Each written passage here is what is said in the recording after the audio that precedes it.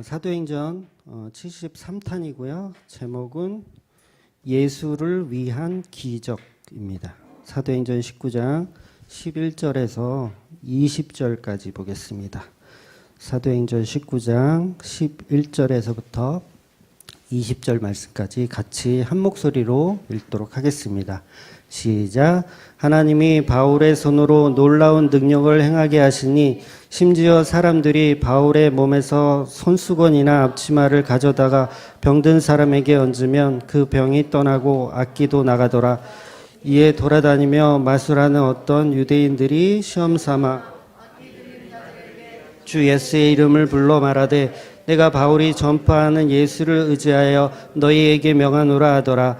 유대의 한 제사장 스게와 7 아들도 이 일을 행하더니 악기가 대답하여 이르되 내가 예수도 알고 바울도 알거니와 너희는 누구냐 하며 악기 들린 사람이 그들에게 뛰어올라 눌러 이기니 그들이 상하여 벗은 몸으로 그 집에서 도망하는지라. 에베소에 사는 유대인과 헬라인들이 다 이 일을 알고 두려워하며 주 예수의 이름을 높이고 믿는 사람들이 많이 와서 자복하여 행한 일을 알리며 또 마술을 행하던 많은 사람이 그 책을 모아가지고 와서 모든 사람 앞에서 불사르니 그 책값을 계산한 즉 은 5만이나 되더라. 이와 같이 주의 말씀이 힘이 있어 흥흥하여 세력을 얻으니라. 아멘.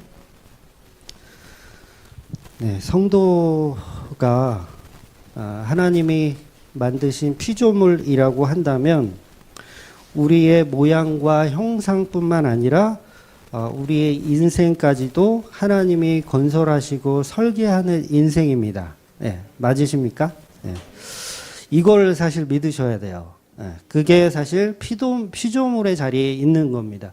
나의 모든 모양과 형상뿐만 아니라 나의 인생까지도 하나님께서 계획하시고 이끌어 가신다는 것을 믿는 겁니다.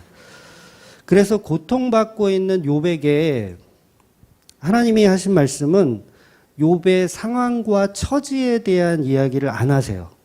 너 많이 힘들지, 너 많이 괴롭지 이런 얘기를 하지 않으시고 이 세상 천지 만물을 누가 만들었냐라고 얘기를 하시는 거예요. 이 얘기는 뭐예요? 너의 인생은 내가 지금 설계 중이니까 참고 견디라는 얘기잖아요.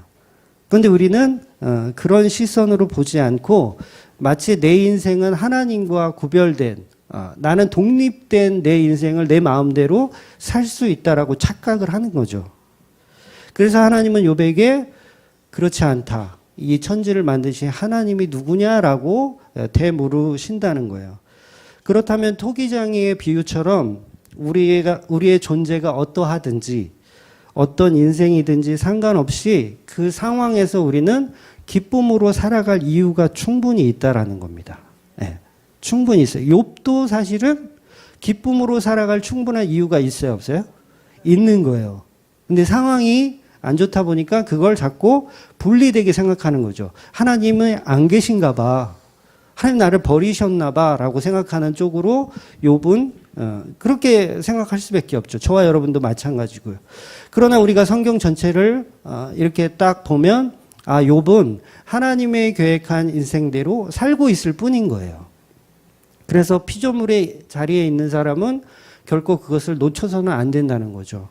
어떠한 상황에서도 기쁨으로 살아갈 이유가 충분한 거예요. 왜냐하면 그분이 모든 것을 다 설계하고 계시기 때문에 그렇습니다. 그렇기 때문에 좌절할 필요도 없고 그렇다고 교만할 필요도 없다라는 거죠.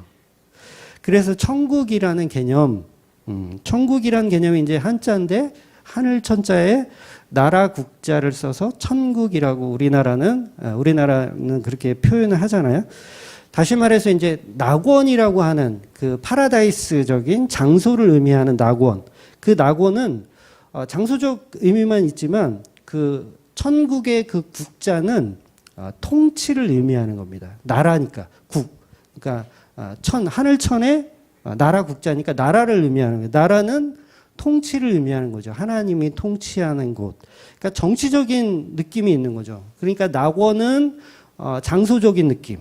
그리고 천국은 하나님이 통치하는 통치적인 느낌이 있는 거예요. 그래서 우리는 이 두 가지를 다 이해를 해야 되는데 두 가지를 이해 못하고 거의 낙원의 개념만으로 이해를 해요. 그래서 우리가 죽어서 천국에 가면 거기는 이제 막 새들이 지저귀고 막 숲이 우거지고 폭포가 이렇게 막 내리는, 그리고 막 천사들이 막 이렇게 날개짓 하면서 다니는 그런 천국만을 생각해요. 장소적인 의미로만 생각하는 거죠. 근데 정치적인 의미로 생각하면 하나님의 통치가 있는 곳이 곧 천국이라는 거죠. 그러니까 천국 가면 되게 좋을 것 같죠? 네. 근데 천국 가면 되게 좋을 것 같은데 하나님의 통치가 있는 거예요. 그러면 안 좋다는 얘기예요. 내 마음대로 못 한다는 거예요. 천국은 하나님의 통치가 있으니까. 근데 하나님의 통치받는 상태가 기쁨의 상태가 된다는 거예요. 그게 천국의 상태인 거예요. 그러니까 이 땅에서는 이해하기가 어려운 거죠. 하나님의 간섭을 받는 자체가 그게 은혜임을 우린 몰라요. 그래서 하나님 없이 사는 게 마치 더 좋은 것 같지만 하나님의 통치를 받는 그 자체가 사실은 더 행복한 삶이라는 거죠. 그럼 욥의 삶이 행복합니까? 아니면 그 친구들의 삶이 행복합니까? 네, 욥의 삶이 사실은 더 행복한 거예요. 왜? 욥의 삶은 하나님의 통치를 간섭받고 있기 때문에. 근데 우리가 세상의 눈으로 보면 욥의 인생은 실패한 인생이고 욥의 친구들이 오히려 더 괜찮은 인생으로 보더라는 거죠.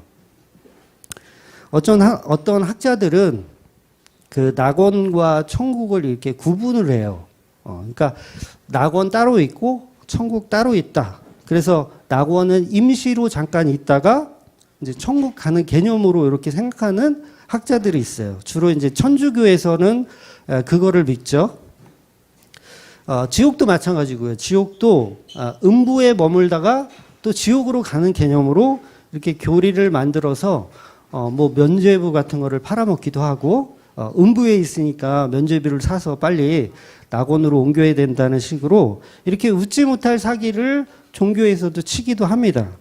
그런데 실제로는 중간 단계는 없어요. 네, 중간 단계는 없습니다. 그러니까 계시록 2장 7절에 보면 낙원에 생명나무가 있다고 설명하거든요. 그래서 계시록은 낙원이라는 단어가 꽤 많이 나와요. 그리고 생명나무가 있다라는 표현을 합니다. 그러니까 생명나무가 있다라는 건 뭐냐면 거기가 천국이란 얘기예요. 그러니까 이게 낙원 따로 있고 천국 따로 있다라는 게 아니에요. 낙원에 그러면 생명나무가 있으면 안 돼요. 왜? 거기서 낙원에 있다가 진짜 이렇게 그 왜 안식일 교회는 조사 심판이라는 게 있다고 하더라고요. 또 조사를 해가지고 얘는 낙원에 있을 만한 애가 아니야. 다시 음부로 보내. 이런 식으로 막 천주교에서는 왔다 갔다 이렇게 하잖아요. 그렇다고 하면 낙원에 생명나무가 있으면 안 된다는 얘기예요. 근데 생명나무가 있어요. 계시록에는 계속 얘기하거든요. 그렇다면 낙원하고 천국은 같은 장소를 의미하는 거예요. 그래서 두 곳은 분리되어 있지 않습니다. 그러니까 천국이라는 것은 이 장소적인 낙원의 의미만 있는 게 아니라 하나님의 통치가 함께 있는 곳이기 때문에 두 가지 단어를 성경이 다 사용해서 설명을 하는 것뿐이에요. 그래서 계시록에서는 주로 낙원으로 표현을 하고 일반적으로는 이제 천국이라고 표현하죠. 뭐 사도 요한도 세례 요한도 천국이 가까웠다라고 했을 때 그 천국은 파라다이스가 아니라 하나님의 통치, 하나님의 통치가 가까웠다. 그렇게 표현을 하고 있는 거예요. 그래서 천국은 파라다이스적인 장소와 하나님의 다스림이 있는 곳을 두 가지 의미를 다 가지고 있는 거죠. 그래서 낙원과 천국은 절대로 서로 다른 곳이 아닙니다. 같은 곳이에요. 그러니까 음부와 지옥도 마찬가지죠. 음부와 지옥도 서로 다른 곳이 아니에요. 같은 곳입니다. 그래서 음부는 하데스라고 해서 끊어진 상태를 얘기해요. 하나님과의 어떤 관계, 하나님의 긍휼이 끊어진 상태. 요거를 음부라고 표현하고 지옥은 이제 게헨나라 그래서 이 게헨나는 이제 형벌을 받아야 하는 곳. 형벌을 받아요. 그러니까 음부는 하나님과의 관계가 끊어졌고 지옥은 이제 형벌을 받아야 하는 두 가지 의미가 다 있는 곳이 바로 지옥이라는 겁니다. 그러니까 하나님이 없는 곳, 하나님이 진짜 없는 곳이 아니라 하나님은 무소부재하신 분이니까 없는 곳이 없어요. 다 있지만 지옥은 어느 개념이냐면 하나님의 긍휼이 끊어진 곳, 하나님이 더 이상 은혜를 주지 않는 곳을 의미하는 거예요. 그곳이 하나님 통치가 이제 없는 거죠. 하나님 통치가 없는 곳. 그걸 지옥이라고 얘기합니다. 그 은혜와 통치가 없이 그냥 형벌만 있는 곳이 바로 지옥입니다. 그래서 이 두 가지 단어, 이 하데스와 게헨나라는 두 단어를 가지고 지옥을 설명하는 거예요, 성경은. 그러니까 지옥은 죽으면 끝이에요, 아니에요? 죽으면 끝나는 게 아니에요, 결코. 지옥은 반드시 형벌이 따르는 곳이 지옥이라는 거예요. 그래서 이 땅에 힘들다고, 이제 죽어야겠다. 그러신 분들 있잖아요. 너무 힘들어가지고 죽어야겠다. 죽으면 끝날 거라고 큰 착각을 하는 게, 죽으면 더 심한 고통이 따를 뿐이라는 거죠. 오히려 몇십 배, 몇백 배 더 큰 고통만 따를 뿐이라는 거죠. 길을 쓰고 사셔야 돼요. 네. 어떻게든 사셔야 돼요. 또 천국은 파라다이스, 천국, 파라다이스라는 장소와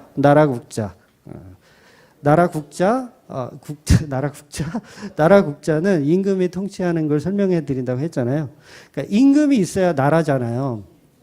그래서 세상 법에서도 국가의 3요소 그러면 이제 국민, 영토, 주권, 이 세 개가 있어야 된다고 세상에서도 그렇게 얘기하잖아요.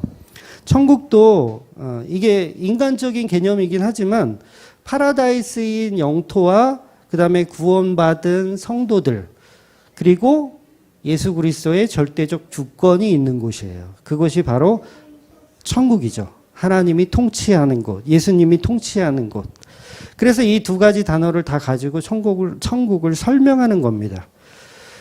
그래서 일본이 세계 2차 대전에서 이제 패망 국가가 됐잖아요.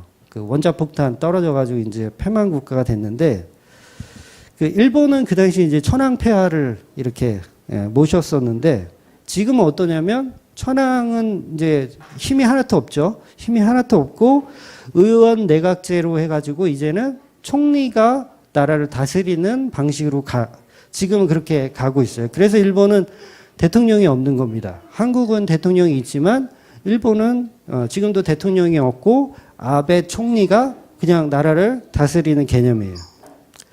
이게 왜 그런가 하면 패망 국가이기 때문에 또 그런 이유가 있더라는 거죠. 제가 역사에 대해서는 잘 모르지만 세계대전에서 패망한 일본은 사실상 나라가 아니에요. 사실상 나라 아닙니다. 이 패망 국가이기 때문에 나라로서의 기능이 없는 거예요. 그럼 뭐만 있냐면 땅만 있잖아요. 이제 뭐 땅을 뺏을 수도 있지만 전쟁에서 이겼으니까 땅을 뺏을 수도 있지만 인도주의 차원에서 그냥 땅을 준 거예요. 그대로 니네 살아라. 그래서 일본은 엄밀히 따지면 국가가 아니라 너무 비한가? 엄밀히 따지면 국가가 아니라 그냥 땅에 원주민이 사는 거예요. 이해가 되세요? 왜냐하면 주권이 없기 때문에. 패망 국가이기 때문에 주권이 없기 때문에 일본은 나라라고 할 수도 없는 거예요. 너무 좀 비하 같다. 그래서 우리나라도 주권을 잃어버렸을 때, 일본에게 주권을 빼앗겼을 때, 일본 사람들이 우리를 어떻게 봤어요? 그냥 개, 돼지로 봤어요. 그러니까 심심풀이로 죽이고, 그런 일을 일삼았던 이유가 주권이 없기 때문이에요. 그러니까 땅하고 국민은 있는데 주권이 없어요. 그러면 뭐냐면 그냥 동물로 보는 거죠. 원주민으로 보는 거죠. 그래서 반드시 주권을 가진 통치자가 있어야 하는 겁니다. 그래서 하나님 나라도 천국도 예수님이 통치하는 나라, 그것을 천국이라고 얘기합니다. 그래서 천국이라는 단어에 통치하다라는 뜻, 이 뜻이 바실레이아라는 단어, 거기다가 우라노스라는 하늘의 뜻을 두 개를 겹쳐서 천국이라고 표현하는 거예요. 그래서 통치자가 있는 나라. 즉 예수님이 구원받은 강도에게 장소적 의미로 표현을 했어요. 원래는 천국이라는 단어를 많이 사용하셨는데 우편 강도한테 이제 그 구원받은 강도에게는 파라다이스라는 표현을 해요. 파라다이스라는 낙원에 대한 표현. 그러니까 내가 오늘 나와 함께 낙원에 있으리라. 이 장소적 의미로 설명을 하더라는 거죠. 내가 너와 함께 장소가 필요하잖아. 내가 너와 함께 있을 그 장소. 그래서 낙원이라는 단어를 선택해서 예수님이 그 강도에게 했던 거죠. 그래야 사실 강도는 이해가 됩니다. 왜냐하면 천국의 개념은 강도는 이해를 못해요. 왜냐하면 통치적인 천국은 지금 이 강도의 귀에는 안 들어오거든요. 여러분, 이 강도가 일반적인 우리가 생각하는 그런 칼 들고 막 이렇게 돈 뺏으러 다니는 그런 강도가 아니에요. 예수님 옆에 달린 강도는 정치적인 강도예요. 어떻게 보면 독립운동하는 친구들인 거예요. 유대의 그 회복을 위해서 이 로마에 항쟁했었던 독립적인 독립군이에요. 그런 강도라고 표현하는 거예요. 그 강도에게는 영토, 국민, 주권에 대한 이 개념이 사실 너무 가득해요. 너무 가득해요. 왜냐하면 주권이 없으니까 그 주권을 다시 회복하기 위해서 강도짓을 한 거거든요. 그래서 정치적인 강도에게 이스라엘 회복을 주장하는 이 독립운동가에게 타인의 주권에 대한 설명은 이해할 수 없는 거예요. 그러니까 지금도 내가 로마 때문에 주권을 껴서 열받아 죽겠는데 또 어떤 하나님이라는 또 통치자가 나를 또 통치한다고 생각해 보세요. 지금 강도는 하나님 믿는 사람 아니잖아요. 예수님도 믿는 사람 아니에요. 처음 접한 거예요. 그래서 천국이라는 개념이 이 바실레이아라는 개념이 강도에겐 적용될 수가 없는 거예요. 그래서 예수님이 낙원이란 단어를 끌어다가 천국을 설명하는 개념인 겁니다. 그래서 어떤 목사들은요, 이 구원받은 강도를 가지고 이제 낙원에 잠깐 있다가 걔는 한 게 아무것도 없다. 세례도 안 받았고, 그 다음에 뭐 예배도 한 번 드린 적 없고, 찬양도 한 번 한 적이 없기 때문에 낙원에 갔다가 걔는 음부로 다시 갔을 거다. 왜냐하면 행위 구원을 강조하는 데는 절대 이거 구원받았다고 얘기할 수가 없는 거예요. 그러니까 우리 장로교에서도 장로교라 그러니까 좀 미안하네. 그러니까 전체 기독교에서도 행위로 구원받는다라고 철석같이 그렇게 가르치는 교회들 있죠. 절반 이상이에요. 아마 더 많을 거예요. 그러면 우편 강도가 구원받았다는 말을 하면 돼요, 안 돼요? 그럼 안 되는 거예요. 그러면 어떻게 말해야 되냐면, 낙원에는 갔었는데 천주교에 있던 교리처럼 낙원에 갔다가 걔는 한 게 없어가서 조사 심판 받고 나니까 한 게 없어가지고 다시 음부로 떨어졌을 거야 라고 가르쳐야 그게 앞뒤가 맞는 거예요. 그래서 예수님이 그 두 가지 단어를 다 사용하시는 거예요. 그러니까 그 사고가 틀렸다라는 거죠. 천국 갔다가 뭐 음부 갔다가 다시 낙원 갔다가 이럴 수 없다라는 거예요. 그래서 중간 단계는 없습니다. 그냥 천국 아니면 지옥인 거예요. 그래서 우리는 이런 이상한 교리를 만들어서 복음을 자꾸 훼손해서는 안 돼요. 은혜의 복음을 계속 훼손해서는 안 되는 겁니다. 성경은 그런 이야기를 한 적이 없어요. 낙원 갔다가 음부 간다는 얘기를 한 적이 없습니다. 천국에 갈 수 있는 유일한 방법은 오직 예수님의 십자가 사건뿐이라고만 얘기합니다. 그것을 성도의 재창조라고 설명하는 거예요. 그래서 우리는 100% 하나님이 창조하신 피조물이기 때문에 이 부분을 우리가 정확하게 알고 신앙 고백을 해야 됩니다. 우리는 세상을 기쁘게 살아갈 이유가 충분한 거예요. 왜냐하면 우린 다 강도니까. 다 강도니까. 우리는 하나님이 만드신 피조물이기 때문에 우리는 우리의 인생을 가지고 하나님께 따질 수도 없어요. 내 모습 이대로 그냥 사는 거예요. 내 모습 이대로.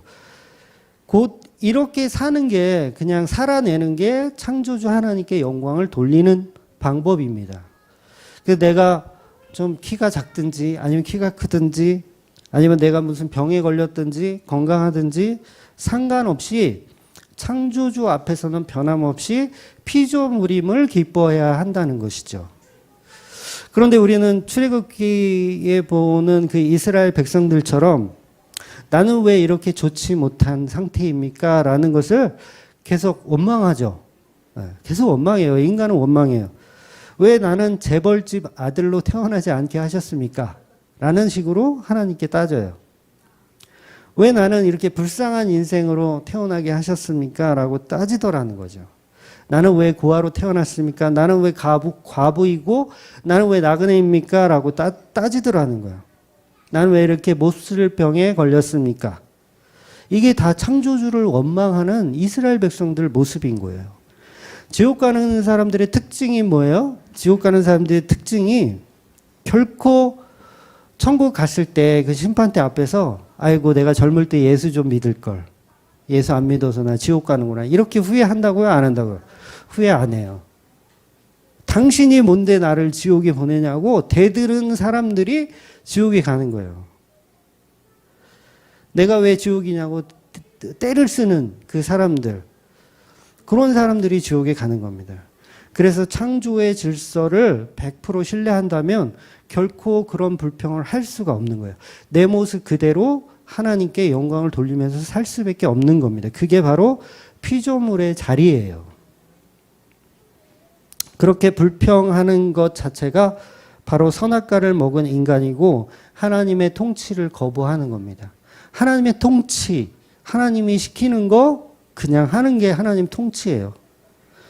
근데 그것을 거부하는 순간 그건 피조물의 자리를 이탈한 겁니다. 그것을 성경이 죄라고 얘기하는 거예요. 하마르티아, 죄, 관역을 벗어났다라고 표현하는 거예요.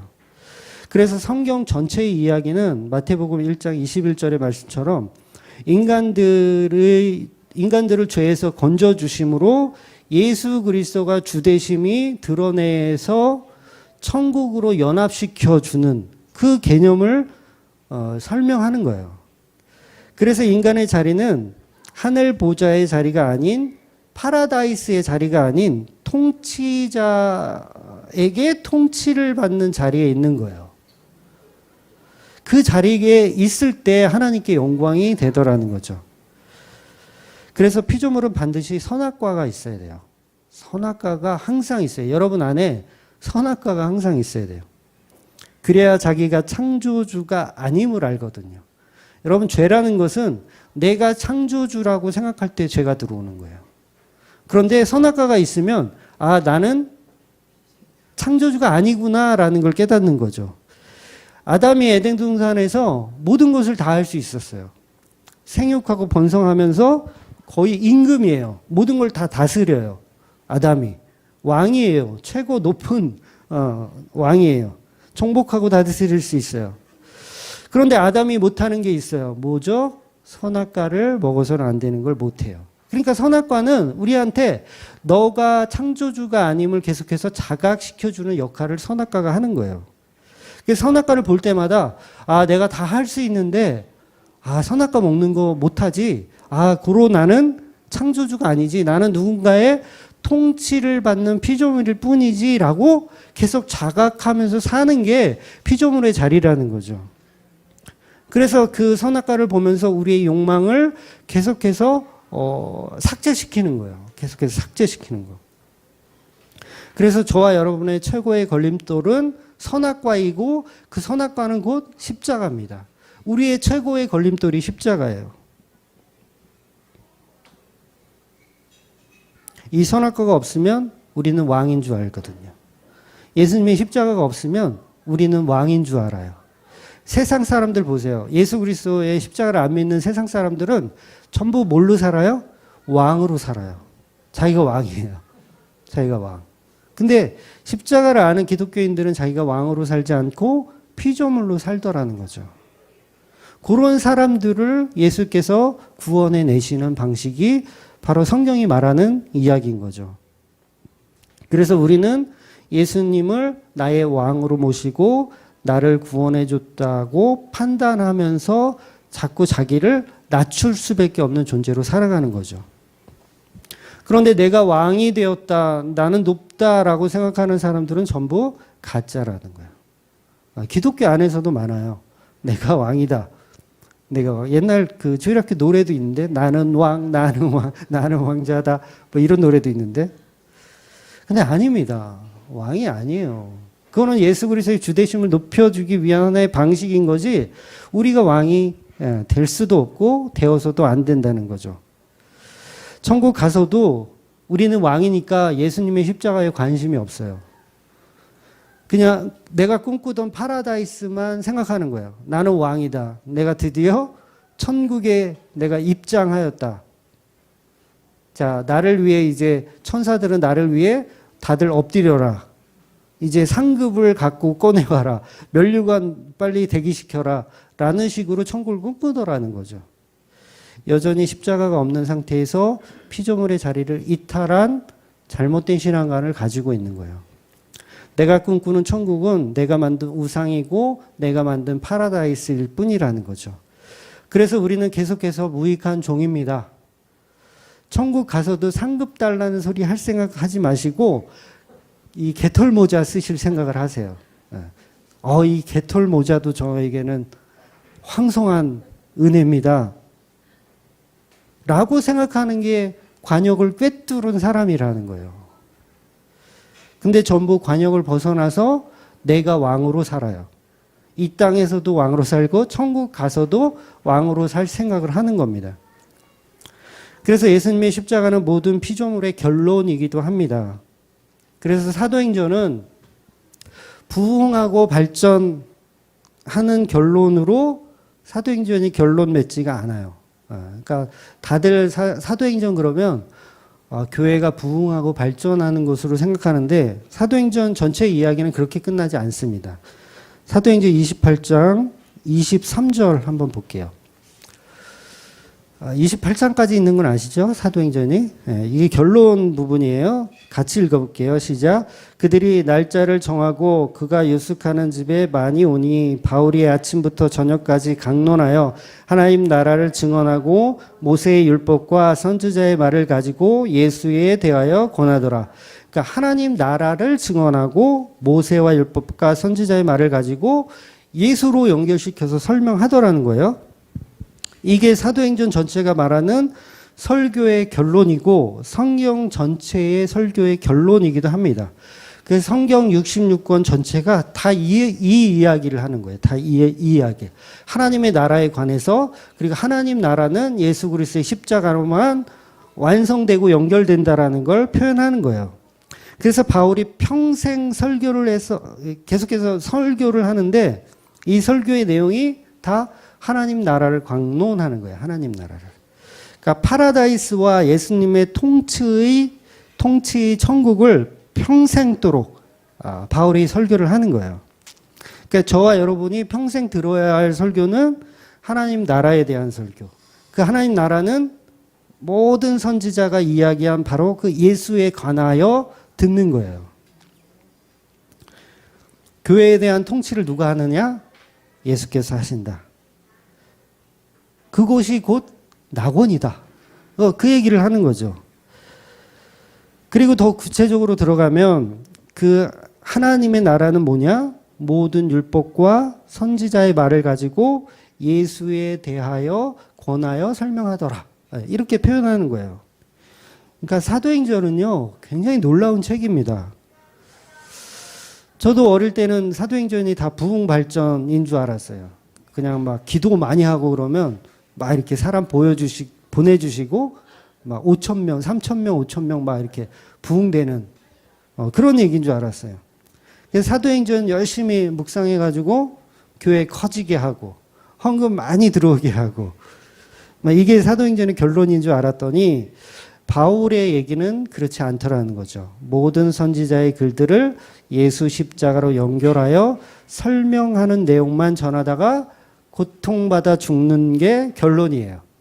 바울이 예수님만 전하다가 고통받아서 죽는 게 결론이에요. 어찌 보면 바울의 삶이 우리 주맘교회의 방향성 이어야 한다는 거죠.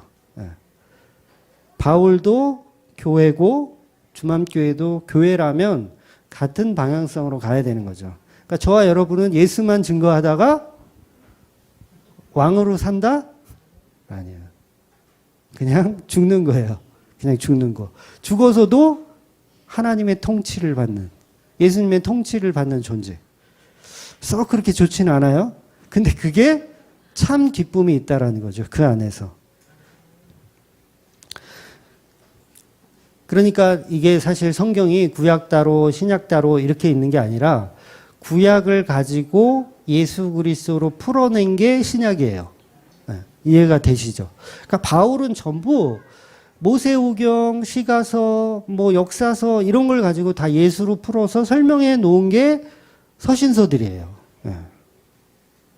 그러니까 성경은 창세기부터 시작해서 말라기까지, 구약의 말라기까지 모든 걸 예수에 관해서 이야기할 뿐이라는 거죠.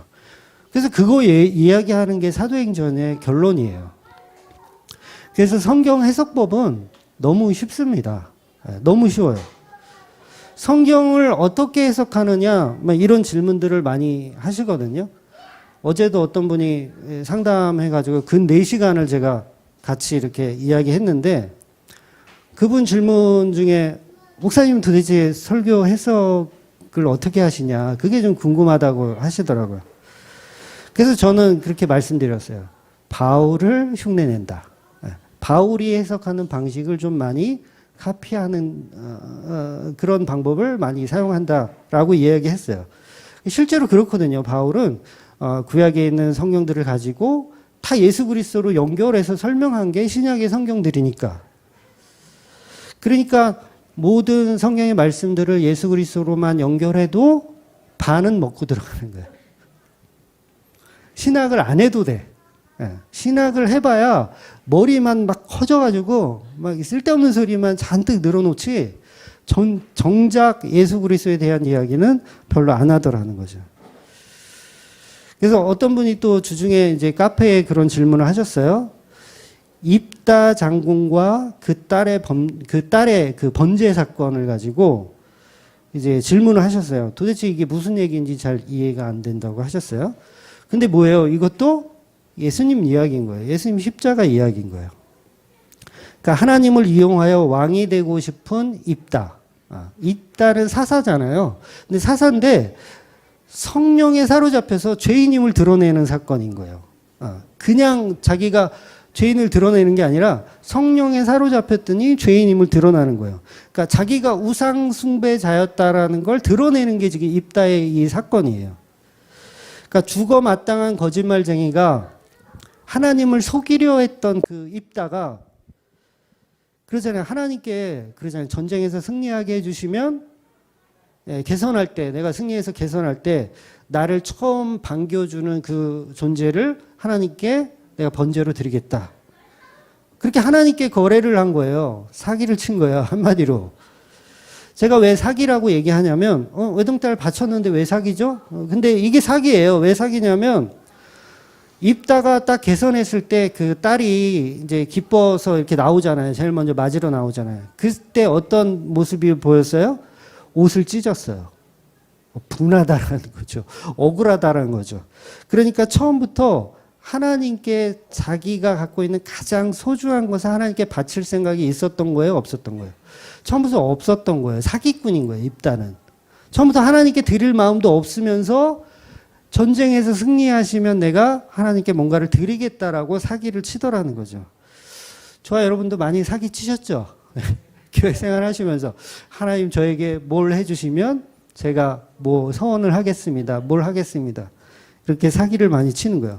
그걸 폭로해 내시는 게 성경의 말씀이라는 거죠. 처음부터 서원이라는 것이 누구에게 드리던 아깝지 않았던 그 마음이 아니고 여전히 하나님을 상대로 내가 수작을 부리고 있었던 거죠. 줄 마음도 없으면서. 가장 소중한 걸 줄 마음도 없으면서. 처음부터 하나님께 나의 가장 소중한 것을 드릴 생각이 없으면서 하나님께 거래를 한 겁니다. 그러니까 사기꾼인 거죠. 그러니까 하나님을 이용하여 왕이 되고 싶은 거예요. 입다는요, 사람들이 왕으로 세우려고 했어요. 당신이 아니면 우리는 리더자가 없다. 당신이 와서 좀 전쟁도 이겨주고 그럼 우리가 당신을 왕으로 삼겠다라는 식으로 해서 입다의 머릿속에는 내가 왕이 되고 싶은 마음만 가득한 거예요. 그러니까 하나님을 이용하여 왕이 되고 싶은 거죠. 선악과 먹은 피조물이 바로 이 모습이라는 거예요. 하나님처럼 되고 싶은 피조물. 그 피조물을 죄인임을 폭로시키는 내용인 거죠. 그래서 사사들이나 선지자들이나 특별한 사람으로 생각하면 안 됩니다. 특별한 사람 한 명도 없어요. 그저 죄인일 뿐이에요. 그래서 삼손도 마찬가지고, 삼손도 사사지만 마찬가지고 죄인일 뿐이에요. 요나 선지자 죄인이죠. 예수 하나님 말 안 듣고 도망가는 자. 그리고 엘리야 엘리야도 마찬가지죠. 이제 죽어버려야겠다. 에이씨, 죽어버려야겠다. 이게 무슨 선지자예요? 그냥 죄인임을 폭로시키는 거예요. 성경은 계속해서 선지자고 사사고 뭐 모세고 뭐 할 거 없어요. 다 죄인임을 폭로시키는 거예요. 그래서 이 죄인임을 폭로당하지 않는 사람이 유기된 사람입니다. 그래서 저와 여러분이 죄인임을 폭로되면 그게 하나님의 은혜가 지금 개입되고 있는 거예요. 그래서 그 딸의 죽음으로 인해서 입다가 정신을 차리고 살아나는 내용이에요. 그러니까 하나님을 상대로 사기친 입다가 죄가 없는 것으로 표현되는 그 딸이 처녀로 이제 표현을 하잖아요. 그래서 그 딸이 아버지를 대신해서 번제에 당해 죽는 모습으로 표현되는 거예요. 이게 바로 예수 그리스도의 십자가를 그대로 표현하고 있는 내용인 거예요. 이렇게 모든 성경의 해석은 십자가로만 해석됩니다. 그래서 성경을 읽어내는 키는 바로 십자가밖에 없어요. 그러니까 하나님께 갈 수 있는 유일한 길은 십자가밖에 없어요.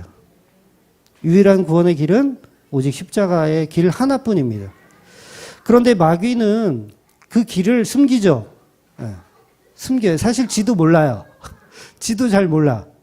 십자가 길이 구원의 길이라는 걸 물론 지금은 알겠지만 옛날에는 몰랐었던 거예요. 하나님이 계획이 있을 때는. 그래서 모든 성경 해석을 십자가로 해야 되는데 마귀들은 계속 사기를 쳐서 성경을 왜곡시켜서 해석합니다. 인간도 하나님처럼 될 수 있다라고 해석시키는 거죠. 그래서 선악과를 먹으라고 부추기는 거예요. 먹음직도 하고 보암직도 한 그 선악과 그것을 전부 먹으라고 시키는 거죠. 그래서 마귀의 자녀로 만들어내는 겁니다. 그래서 선악과 먹은 마귀들의 자녀는 성경 해석을 어떻게 하냐면 예수님의 십자가로 해석하는 게 아니라 하나님께 서운한 것은 반드시 지켜야 한다라는 식으로 해석을 하게 해요. 그렇죠? 그래서 입다의 딸을 보면서 야, 이렇게 아버지를 위해서 헌신하는 이 딸을 본받아라.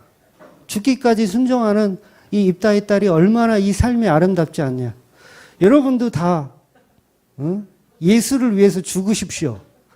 이렇게 설교를 해요. 굉장히 그럴듯하죠.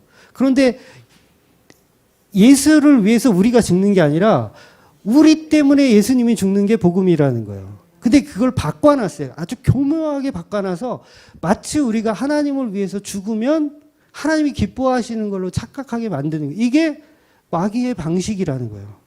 여기에 기독교가 다 쓰러지고 넘어지는 거예요. 그리고 마치 내가 굉장한 사람이 된 것처럼 내가 예수를 구원한 그 인간이 돼버리는 거죠. 그래서 이런 교훈들만 끌어내서 인간의 가치를 계속 높이려고 하는 게 마귀의 방식이라는 거예요. 그걸 종교 생활이라고 하는 겁니다. 결국 자기가 부처가 되는 거예요.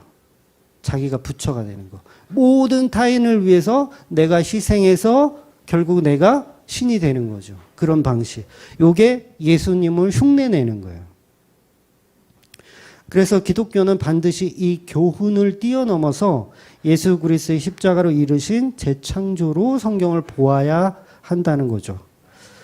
그게 예수님이 피값으로 살리신 성도의 방향성입니다. 그러니까 성경이 말하고 싶은 것은 인간의 죄성을 드러내고 예수님의 십자가로 인한 완성과 그로 인한 주 되심만을 드러내는 방식인 거예요. 그래서 성경에 등장하는 내용을 가지고 바른 해석을 하는 것이 아니고 어떤 기능, 어떤 현상, 예수님을 흉내내는 게 아니라 이게 굉장히 어려워요. 우리는 성경 보면서 예수님 흉내내는 걸 좋아해요. 바울 흉내내는 걸 좋아해요. 이게 마귀가 추구하는 방식이거든요. 나도 예수님처럼 희생하자. 나도 예수님처럼 십자가에 달리자. 막 이런 거. 근데 그게 본질의 의미를 왜곡시키면 이게 또 잘못 해석이 되는 거죠. 그러니까 교회들이 계속해서 이런 흉내내기 방식으로 가더라는 거예요. 그것을 적나라하게 꼬집고 있는 게 사실 오늘 본문의 말씀이기도 한 거예요. 예수님이 새벽 기도를 했으니까 우리도 새벽 기도 하자. 굉장히 이게 교훈적이고 좋은 이야기 같은데 이 발상 자체가 굉장히 마귀적 발상인 거예요. 그러니까 오병이어 기적을 예수님께서 이루셨으니까 우리도 이루자. 그래서 막 오병이의 기적을 주실지어다. 할렐루야. 뭐 가난하신 분이 있습니까? 오병이의 기적이 있을지어다. 아멘. 이게 다 예수님을 흉내내고 있는 거예요. 예수님 그런 얘기를 한 적이 없거든요. 오병이의 기적을 통해서 십자가만 설명하고 있거든요. 그런데 이걸 계속 흉내내기 방식으로 기독교가 왜곡되어지더라는 거죠.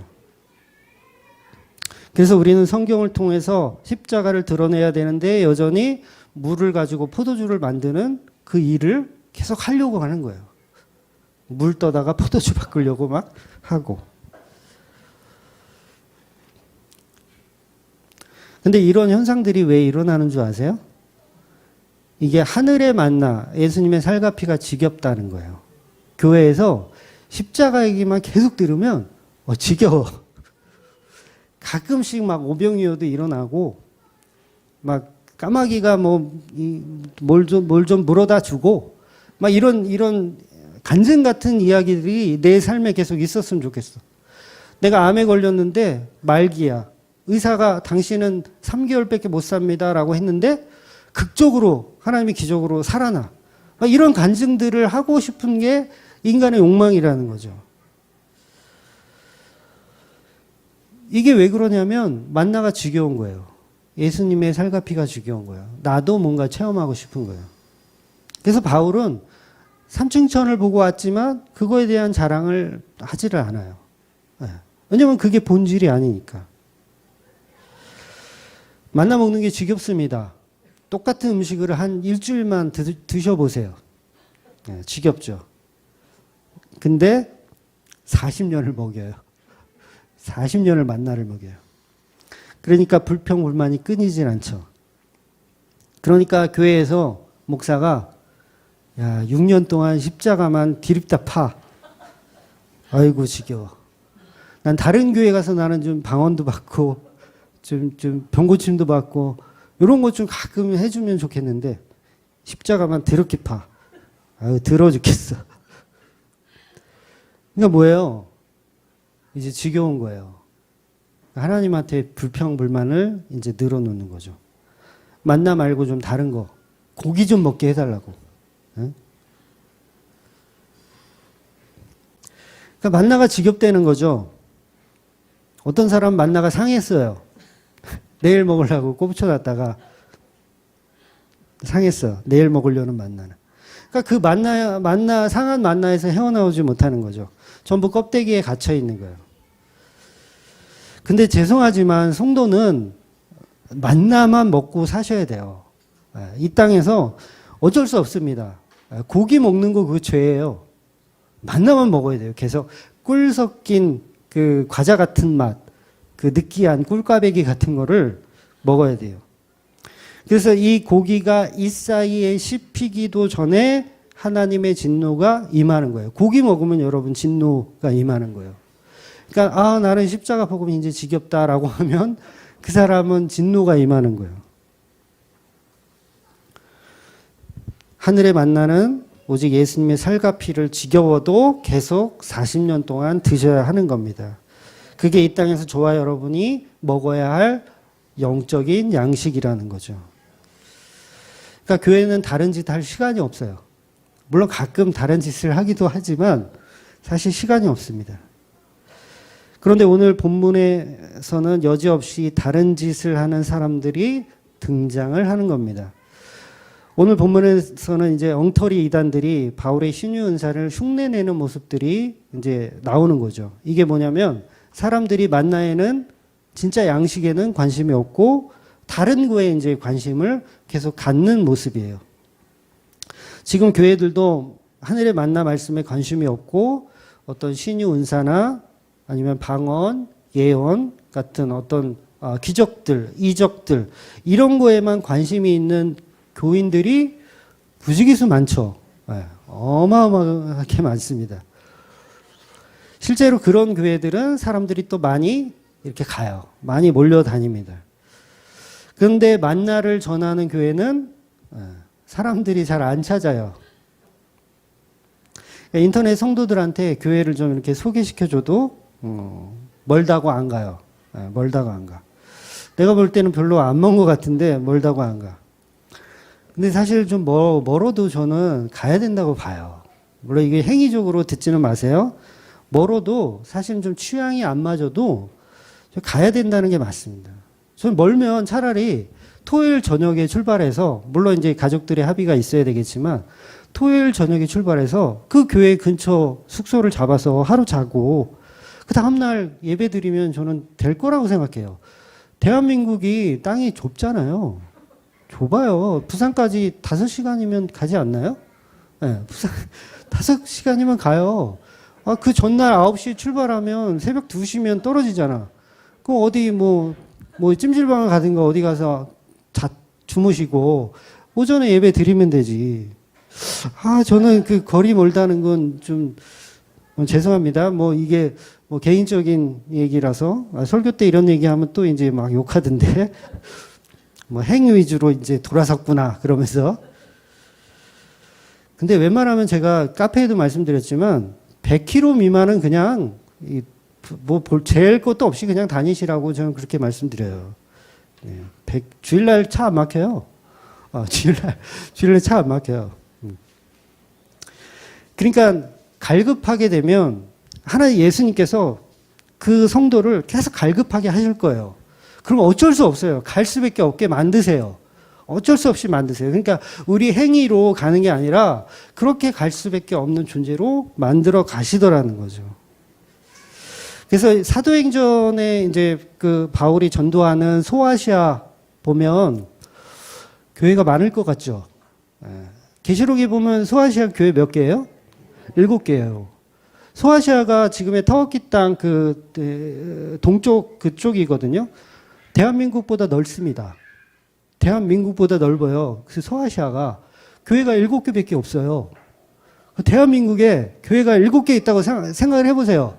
물론 더 많겠지만 7개밖에 없어요. 경기, 대전, 대구, 부산, 광주, 이렇게 한 7개밖에 없어요. 제주, 이렇게 7개밖에 없어. 그럼 어떻게 하실 거예요? 100km라도 갈 수밖에 없는 거예요.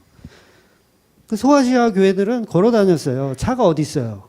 걸어 다녔어요. 예수님의 살과 피 먹으려고. 그거 먹으려고 걸어 다녔어요.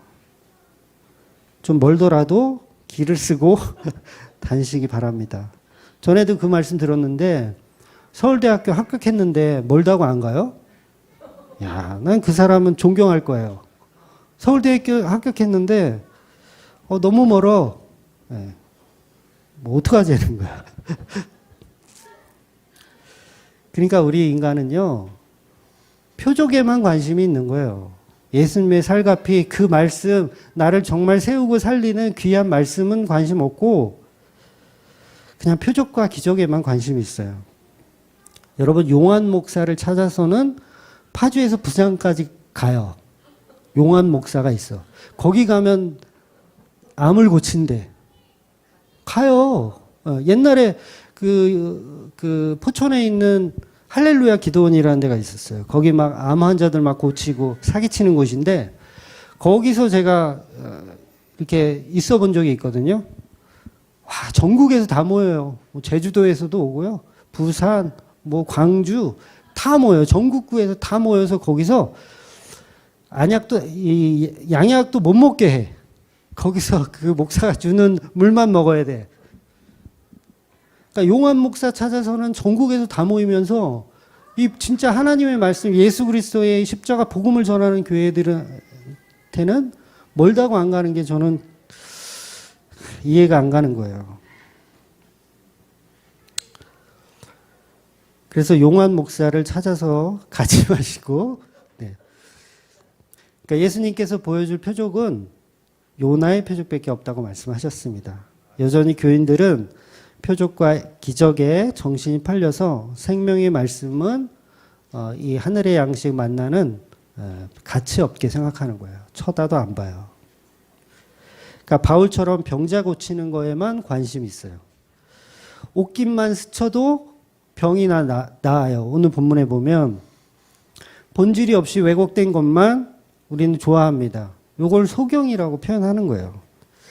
오늘 본문이 이렇게 시작을 합니다. 11절에 보면 하나님이 바울의 손으로 놀라운 능력을 행하게 하시니 라고 시작해요.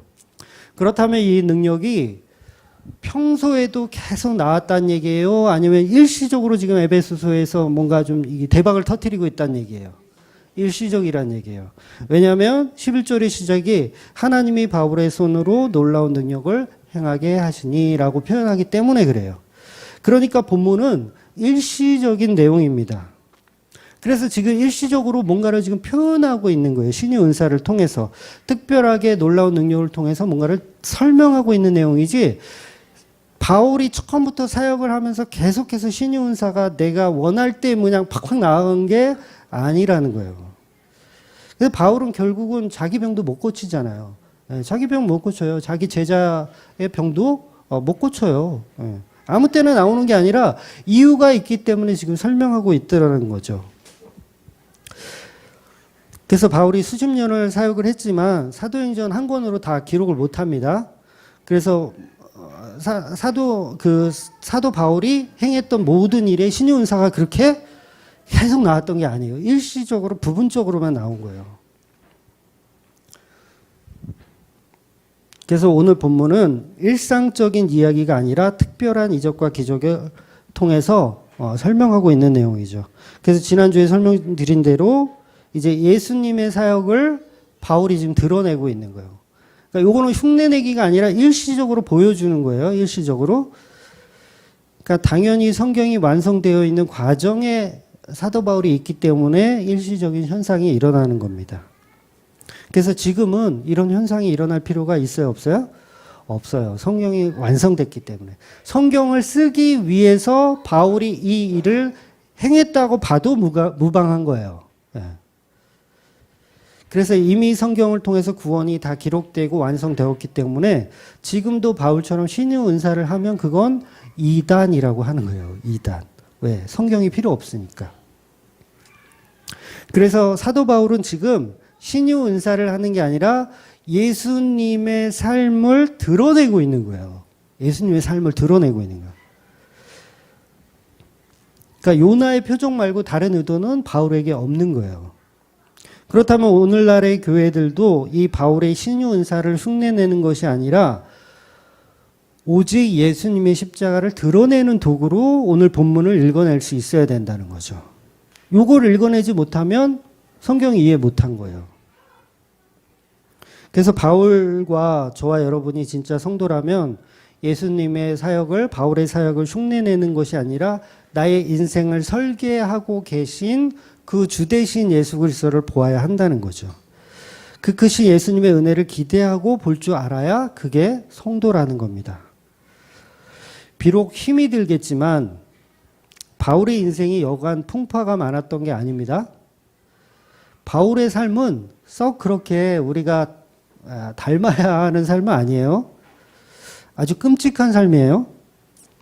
바울에게 다시 당신의 어린 시절로 돌아가서 지금 살아온 삶을 그대로 다시 살라 그러면 바울은 싫어할 것 같아요. 끔찍하다고 할 것 같아요. 유대인에게 그 40대의 감암매를 무려 5번이나 맞아요. 한 번, 두 번도 아니고 5대나 채찍을 맞아요. 3번은 태장을 맞고요. 1번은 돌에 맞아 거반 죽어요.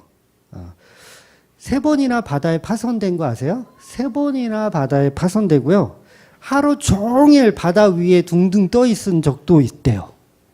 하루 종일 바다 위에 나 살려라 하고 둥둥 떠돌린 적이 있대요.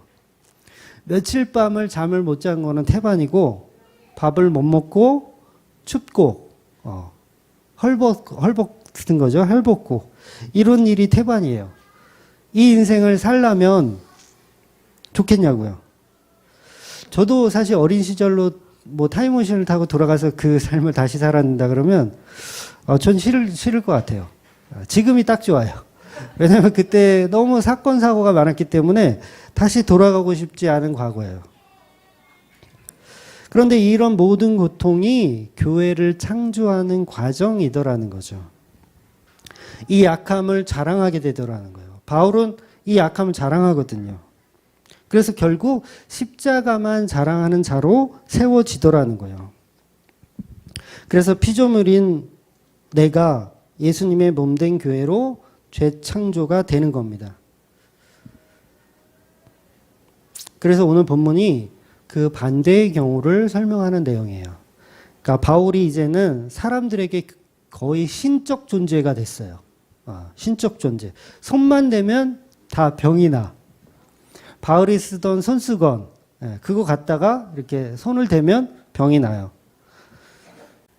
악기도 떠나가고 하여튼간 그야말로 바울은 없고 예수로 사는 모습을 일시적으로 우리에게 보여주고 있습니다. 이런 인생만 계속 반복된다면 얼마나 행복하겠어요. 저도 막 이렇게 손만 대면 막 부산에서 광주에서 올라와서 제 기도 받으려고 막 줄을 서 얼마나 좋을까요? 행복할까요? 그런데 그게 인간의 어리석음이라는 것을 폭로해내는 게 오늘 본문의 말씀이라는 거죠. 에베소는 지난주에 말씀드린 것처럼 아담의 여신과 같은 우상을 숭배하고 성행했던 그런 미신과 마술사들이 이렇게 성행했던 지역입니다. 이런 마술이라는 것이 전부 눈속임이잖아요. 전부 눈속임이고 연습하고 훈련해서 할 수 있는 것들입니다. 그런데 이 마술은 우리가 알고 있는 요즘 마술 아니에요. 뭐 최현우 씨나 이은결 씨가 하는 그런 마술, 뭐 카드 마술 이런 마술을 말하는 게 아니라 이것도 물론 눈속임이지만 이 성경에서 말하는 마술의 개념은 그런 개념이 아니고 무당들을 얘기하는 거예요. 무당들. 그러니까 지금 이은결 씨 같은 마술사가 하는 거는 그건 예술이고 그건 예술이에요. 그래서 왜 교회에서 문화의 밤 같은 거 하면 장기자랑하면 어떤 애들이 막 마술을 하잖아요. 그러면 장로님이 보다가 깜짝 놀라가지고 교회에서 마술을 해? 그러면서 막 다 당장 나가 그러면 다 쫓아내고 그러는데 성경이 나오는 마술은 그 마술이 아닙니다. 그러니까 교회에서 해도 되는 거예요. 그거는 예술이기 때문에 해도 돼요. 어차피 눈속임이라는 걸 알고 문학의 밤 때 하는 건데 그래서 그런 개념을 얘기하는 게 아니라 마술은 한마디로 무당을 얘기하는 겁니다. 무당. 그래서 나중에 마술사들이 자기들이 하는 거는 다 무당짓이고 무당도 다 속임수예요. 무당도 다 속임수인데 바울이 하는 건 진짜 신윤사거든요. 진짜 신윤사.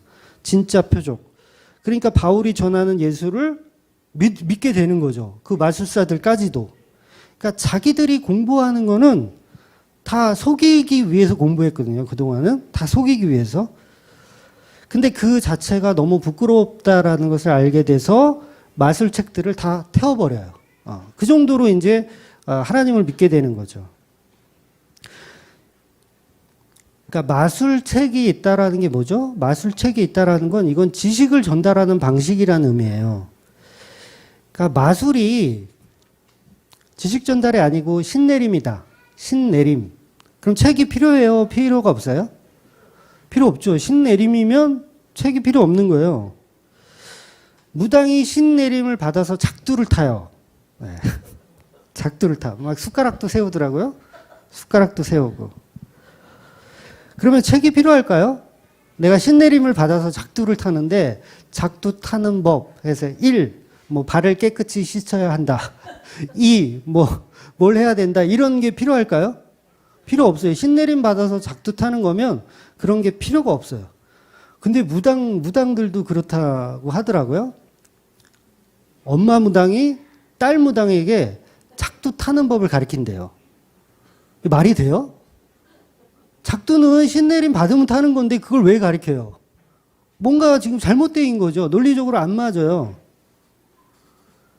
그러니까 요령이 필요 없는 거예요. 작두 타는 거는.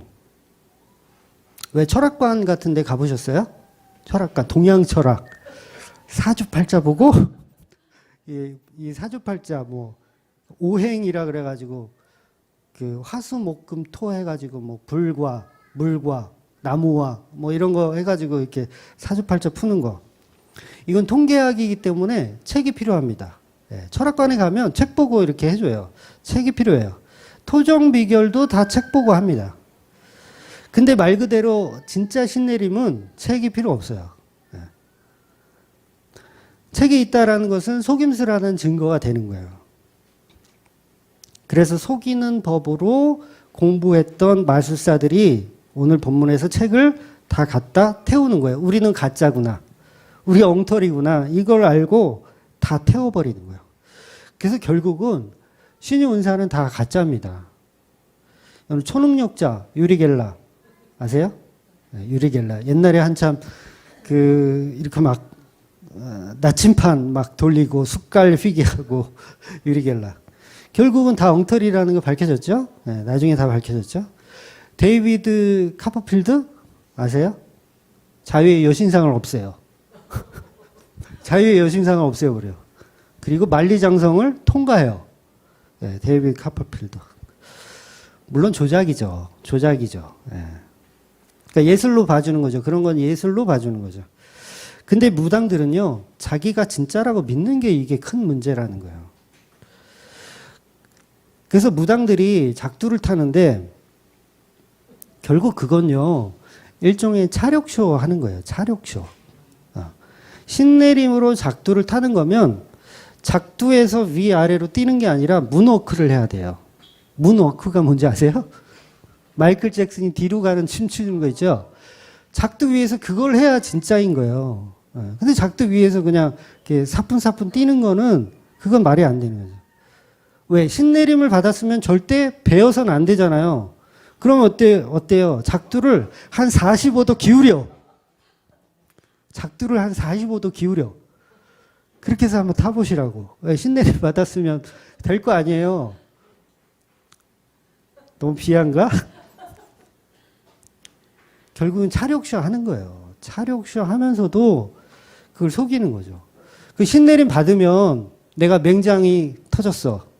수술방에 들어갔는데 의사가 메스를 댔는데 이게 안 잘라져. 요거 진짜 신내림 받은 거겠죠, 요거는. 근데 그게 되냐고요. 근데도 그것을 자신이 나는 신내림 받았다고 철저하게 믿는 건지 사기를 치는 건지 제가 무당이 돼본 적이 없어서 모르겠지만 뭐 반반 되겠죠. 진짜 믿는 무당도 있겠고 사기치는 분도 있을 거라는 거죠. 그래서 숟가락을 세우거나 작두를 타거나 이런 것은 책이 필요가 없다라는 거죠. 신내림을 받으면 하는 개념이 그게 맞는 거죠. 이렇게 우리나라처럼 에베소에서도 마술사 그리고 미신까지 믿는 사람들이 많았던 것입니다. 그러니까 그 당시에도 예수님의 이름으로 귀신을 쫓아내는 일들이 있었는데 요거는 기독교에서 하는 그 방식처럼 마치 예수를 그 이름을 이용해서 주술하듯이 써먹는다는 거예요. 예수님의 이름을 주술하듯이 마술사가 주술하듯이. 그러니까 뭔 뜻인지 모르고 옛날 그 남녀호랑개교 아세요? 네. 뭔 뜻인지도 모르고 그냥 남녀호랑개 그냥 하는 거예요. 그러면 이게 뭐예요? 그냥 주술 외우듯이 이렇게 하는 거죠. 근데 기도원 같은 데 가면 교회도 똑같아요. 주 예수의 이름으로 명하노니 사탄 마귀를 물러갈지어다. 병마는 떠나갈지어다. 이게 뭐가 다르냐고요. 이게 이해가 되셔야 돼요. 예수 이름으로 명하노니 병마는 떠나갈지어다 라고 하는 거하고 무당들이 남녀호랑교회 찾는, 남녀호랑교회는 무당교회 안 찾죠. 하여튼 그런 식으로 주술 외우는 거하고 뭐가 다르냐는 거죠.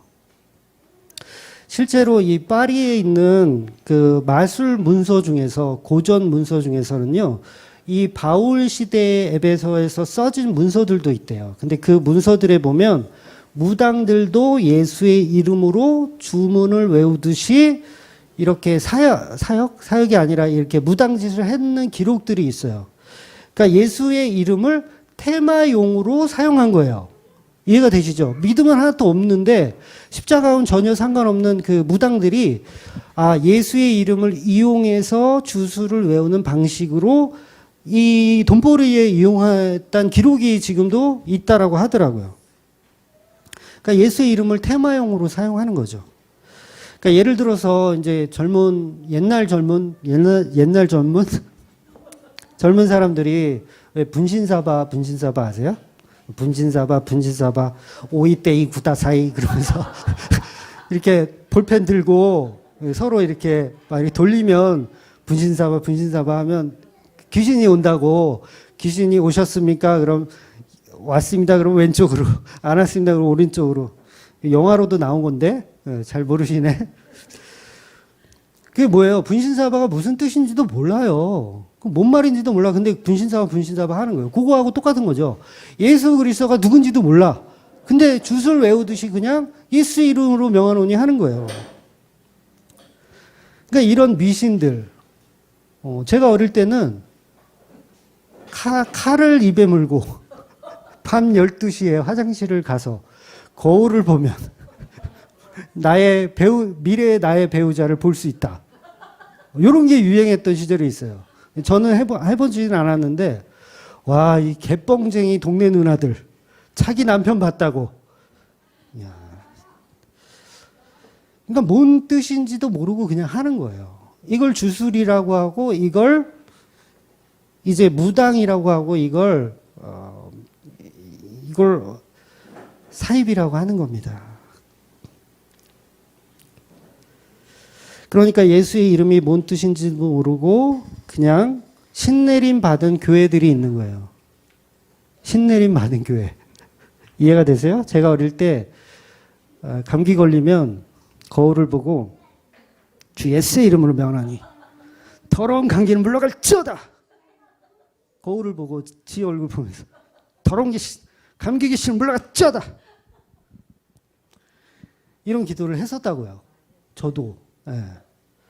그러니까 이게 뭐예요? 예수님의 십자가와는 전혀 무관한 주술을 하고 있었던 거예요.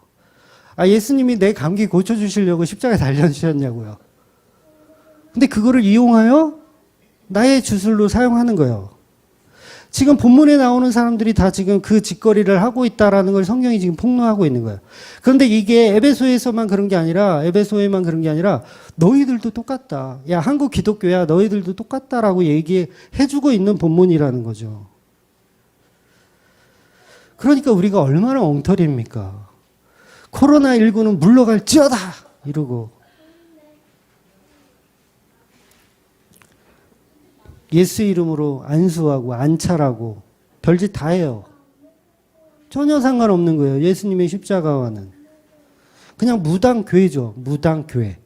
그러니까 무당들이 신내림을 받는데 여러 가지 신들이 있잖아요. 뭐 장군님도 있고 무슨 뭐 어디는 또 뭐라 그러더라. 무슨 동자님도 있고 뭐 아기도 있고 그 중에 하나인 거예요. 그냥 예수는 그냥 여러 신들 중에 하나. 신내림 받은 거죠. 그래서 예수라는 신내림을 받았으니까 간판을 걸어놓고 대한예수교 장로교 해놓고 여기서 무당짓을 하는 거죠.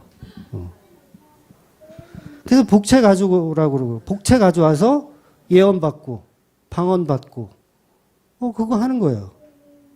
그러니까 말씀 카드 하나 주고 자 이게 부족이야. 너는 이 말씀을 너에게 주신 말씀이야. 그 말씀 카드 가지고 지갑에 꽂아놓고 부족처럼 그거 믿는 거죠. 작두만 안 타지 똑같다라는 거예요. 숟가락만 안 세우지 숟가락을 한번 세워야 되겠다. 숟가락만 안 세우지 뭐가 다르냐는 거예요. 물론 저와 여러분이 병에 걸리거나 큰 병이 생기면 서로 이렇게 이야기하고 이렇게 아픔을 함께 나누는 것은 한 교회의 그 모습이 맞아요. 물론 병을 고쳐야 하는 목적이 아니라 하나님의 뜻을 찾아가는 기도를 같이 하는 거예요. 내가 아프다, 병에 걸렸다 그러면 그걸 서로 이렇게 나누어서 하나님의 뜻이 어디에 있는지를 같이 기도하면서 나아가는 거예요. 그래서 그 고통으로 인해서 그게 좋든 나쁘든 상관없이 예수 안에 그 십자가 안에 더욱더 단단해지게끔 하는 게 교회의 역할인 거예요. 그래서 성경에도 보면 아픈 자가 있거든 장로에게 내 아픔을 청해서 기도받기를 원해라. 그러니까 이건 주술적인 걸로 치료를 받기 위해서 하라는 얘기가 아니라 교회는 하나의 지체니까 서로 아픔을 나누어서 그 십자가 안에 더욱더 단단해질 수 있게. 왜냐하면 아프거나 그러면 믿음이 떨어질 수 있거든요. 아프면 괜히 할렐루야 기도원 같은 데 찾아갈 수가 있거든요. 그러니까 그곳을 방지하는 차원에서 믿음으로 더 견고히 서란 의미에서 설명을 하는 겁니다. 그래서 어떤 경우라도 예수의 이름을 주문 외우듯이 주술 외우듯이 사용해서는 안 되는 겁니다. 특히나 테마사들이 영화 같은 데 보면 신부들이 많이 나오잖아요. 신부들이 십자가 들고서 테마한다고 성수 뿌리고 막 이렇게 하잖아요. 기독교와는 전혀 무관한 무당짓을 하는 거예요. 드라큘라가 가장 싫어하는 게 뭐예요? 십자가예요. 십자가. 그런 용도로 지금 예수 그리스도의 십자가를 조롱하고 있는 거예요. 조롱. 세상이 그렇게 조롱하고 있는 거예요. 그러니까 예수님의 십자가가 세상을 품어주는 방주가 아닌 귀신 들린 사람 퇴치하는 용도로 그런 도구로 사용하는 거죠. 귀신이 싫어하는 무슨 마늘? 네, 귀신이 마늘 싫어하죠? 팥 싫어하고. 그런 도구로 사용하는 거예요. 예수님의 십자가를. 귀신 퇴치용. 예수의 이름으로 그걸 사용하더라는 거예요. 그러나 오늘 본문에서 바울이 예수님의 이름으로 아픈 사람을 고쳐주고 귀신을 쫓아내는 것은 예수님의 이름을 이용하여 주술을 하는 것이 아니고 예수님을 만유의 주로 드러내는 그 사역을 하고 있는 겁니다. 바울이 십자가 복음을 전하기 위해서 예수 그리스도의 주되심을 드러내기 위한 기능과 현상으로 기적이 나타나는 것입니다. 그래서 예수님이 이 땅에 오셔서 무지한 인간들에게 하나님의 아들임을 증거하기 위해서 그 도구로 기적과 표적이 일시적으로 표현하셨던 거예요. 결코 주술적인 행동을 하신 것이 아닙니다. 그런데 마술사들은 어떤 새로운 주술로 이해를 하더라는 거죠. 아, 새로운 그 어떤 주술 방식으로 채택을 하더라는 거예요. 그래서 진짜 기독교는 성경이 완성되었고 예수님께서 십자가의 죽으심으로 구원을 다 이루시고 성취하셨기 때문에 이런 주술 자체가 이제는 필요가 없습니다. 그냥 무당들이에요, 그거는. 그러니까 얼마나 우리가 한심해요. 병 걸리면 기도하고 또 병 걸리면 또 기도하고 계속 반복하는 거죠. 어차피 죽는 인생인데. 근데 그게 본질이 아닌 거죠. 물론 우리가 아프면 예수님을 의지할 수밖에 없어요. 아프면 예수님 생각나요. 아, 예수님이 왜 또 저한테 이런 아픔을 주시나이까. 이것하고 테마적 의미로 사용하는 거하고는 전혀 다른 거예요. 그래서 오늘 본문은 이런 가짜 마술사들이 진짜 기적과 이적 앞에서 자기들의 잘못을 인정하고 예수를 믿게 되는 내용을 표현하는 겁니다. 이제 흉내내는 방향성이 아니고 예수님을 만유의 주인으로 믿게 되는 겁니다. 다시 말해서 기적을 위한 예수를 믿는 것이 아니라 예수를 위해서 기적이 도구화되는 거예요. 이거 너무도 중요합니다. 사람들은 다, 세상 사람들은, 다른 그냥 종교인들은 기적을 위해 예수를 믿는 거예요. 내 병을 고치기 위해 예수를 믿고, 내가 부자 되기 위해서 예수를 믿고. 그런데 성경은 예수를 위해서 기적이 도구화되는 거예요. 그러니까 저와 여러분이 병 낫기 위해서 예수를 믿었다면 방향성을 이제는 바꾸셔야 하는 겁니다. 예수님의 주되심을 드러내기 위해서 내 병이 도구화되었구나라고 믿으셔야 되는 거예요. 예수님의 주되심을 드러내기 위해서 내가 사업이 망했구나. 예수님의 주되심을 드러내기 위해서 내가 몹쓸 사고를 당했구나 라고 이해를 하셔야 돼요. 반대의 경우도 마찬가지고요. 반대의 경우도 마찬가지고. 그러면 치료가 되어도 치료가 되지 못하더라도 예수님께 영광을 돌릴 수 있는 거죠. 바울은 자기의 병을 고치지 못했지만 예수님께 영광을 돌렸어요. 물론 고쳤다라고 해도 영광을 돌렸겠죠. 그러니까 성도는 결과와 상관없는 거예요. 그래서 마술사들이 자기들은 가짜고 바울이 믿는 그 예수님이 진짜 하나님이라는 사실을 이제는 믿게 돼서 마술책을 다 불태워 버리는 겁니다. 근데 이 책값이 얼마인지 아세요? 은 5만이라고 표현해요. 당시 그 은화 단위가 이제 드라크마라는 단어 많이 들어보셨죠? 그다음 데나리온. 이게 하루 품삯이에요. 하루 품삯. 노동자 하루 품삯. 그러면 요새 품삯이 뭐 한 10만 원이라고 한다면 5만 데나리온이면 얼마냐면 10만 원 곱하기 5만 하면 50억이에요. 50억. 50억의 책을 불태우는 거예요. 아, 이것 때문에 내가 이 말이 돼? 50억어치 책을? 근데 정확한 건 아니지만 책이 양도 많았었지만 중요한 건 책값이 비싼 거예요. 책값이. 그러니까 책 한 권에 몇 천만 원씩 한 거예요. 이해가 돼서 이 주술책이에요. 주술책. 요거만 있으면 먹고 살아. 요거만 달달 외우면. 이 책이 몇 천만 원씩 하는 거예요. 몇 억씩 하고. 그러니까 우리 뭐 프랜차이즈 할 때 뭐 레시피 같은 거 이렇게 돈을 주고 몇 천만 원 주고 가맹을 하잖아요. 그런 거랑 똑같은 개념인 거죠. 그러니까 돈벌이의 주술적인 마술을 이용하던 사람들이 그 모든 것을 포기하는 거예요. 그것을 포기하고 진짜 예수를 믿게 되는 거죠. 그래서 사도행전 8장에 보면 시몬도 베드로하고 요한한테 이제 나도 그 기술 좀 가르쳐 달라고 돈을 갖고 오잖아요. 나도 좀 신유운사 할 수 있게 좀 나도 가르쳐 줘라. 이런 개념인 거예요. 그런데 그런 책들을 다 불태워 없애버리는 거죠. 무려 50억의 가치를 가진 책들을 다 불태우는 겁니다. 저와 여러분이 예수를 정말 믿는다면 그 50억의 가치를 불태워 버릴 수밖에 없는 그런 성도가 되어진다는 것이죠. 내가 그동안은 무당이었어요. 예수를 이용하여 나의 가치를 챙기는 무당이었어요. 예수 무당. 그러면 오늘 말씀을 듣고 내가 엉터리 신앙생활을 했구나. 내가 잘못된 방향성으로 우리 예수님의 그 이름을 내가 조롱하고 있었구나라고 생각하시면 50억의 가치를 불태워버릴 수 있는 존재가 된다는 거죠. 그래서 저와 여러분이 정말 십자가 예수를 믿어야 되는 거예요.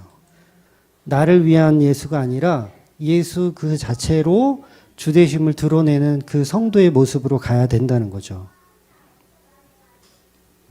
물론 처음 예수님을 접할 때는 기복적인 이유, 뭐 은사적인 이유, 뭐 병을 고쳐주시는 이유, 여러 가지 종교적인 이유가 처음에는 있어서 교회를 다니기 시작할진 모르겠지만 이제 예수님의 말씀이 더욱더 만나가 내 안에 들어와서 살이 되고 피가 돼서 나의 영혼을 살찌우고 나의 영혼이 건강해지면 질수록 그런 모든 것들을 버리기 시작하는 거예요. 왜냐하면 나는 이제 만나로 충분하거든요. 예수님의 말씀은 충분하기 때문에 하나씩 하나씩 포기해 나가는 거예요. 그래서 결국은 불태워지는 거죠. 헛된 우상들이 계속 내 안에서 불태워지는 겁니다. 이걸 성령 받은 사람이라고 표현하는 거예요. 그래서 정말 성령 받은 그 바울의 모습을 보면 모든 것을 다 내가 다 배설물로 여기노라. 이런 결론에 도달하게 되는 거예요. 십자가는 나를 구원하는 도구가 아니고 예수님의 주되심을 높여드리는 도구로 인정하는 자리까지 가는 게 성도라는 겁니다. 그래서 성도에게는 파라다이스가 사치예요. 파라다이스가 사치입니다. 천국에서 남들은 다 황금 면류관 쓰는데 나는 개털모자 쓰더라도 주님 앞에 감사함으로 납작 엎드릴 수 있는 게 성도예요. 그걸 성경이 예배라고 하는 겁니다. 그래서 저와 여러분이 지금 예배 드리고 있는 거예요. 나는 천국에서도 나의 가치를 드러내지 않겠습니다. 나는 개털모자 주셔도 납작 엎드리겠습니다. 이렇게 예배하는 거예요. 그래서 그것을 인정하고 오직 십자가만 자랑하는 그런 고백들이 되어져야 하는 겁니다. 나에게 도움을 주는 예수가 아니라 나의 주가 되신 창조주 그 예수를 믿는 사람이 다 되셔야 되는 겁니다. 그래서 저와 여러분은 우리 마음속에 있는 마술책들을 오늘 다 태워버리고 십자가를 바로 보셔야 됩니다. 더 이상 헛된 우상들이 아닌 오직 십자가로 다 이루신 예수님 때문에 사시는 저와 여러분 되시기를 주의 이름으로 축원드리겠습니다. 기도하겠습니다.